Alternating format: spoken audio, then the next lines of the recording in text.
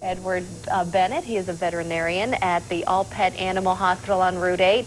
And then Mary Savet-Tan, a publicist who brought this story to our attention. Good morning to all of you. And you also have Jaja and Bradley. That's right. All right, and these are your own personal rabbits. That's right. These are my house rabbits. Let's start with Dr. Bennett, though. What do parents need to know about bunnies before they decide to buy one of these as a gift? Well, Jennifer, bunnies make really great pets, just like dogs and cats, but they require special care.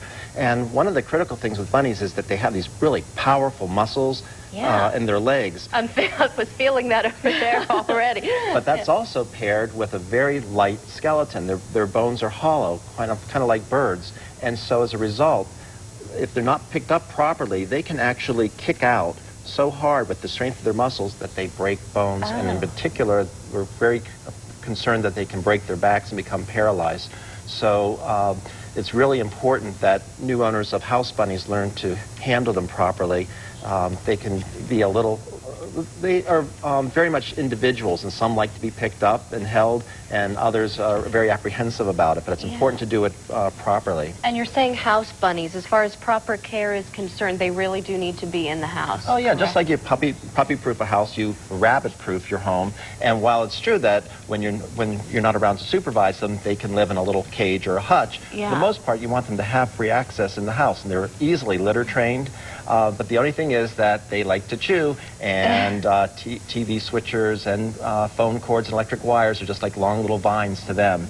So you have to make sure that you keep that out of their reach, otherwise they'll chew and they can be destructive. So they should know, everybody should definitely know that part of it. Let's move, you guys can move it, you can move closer to me a little bit so we'll get everybody around here.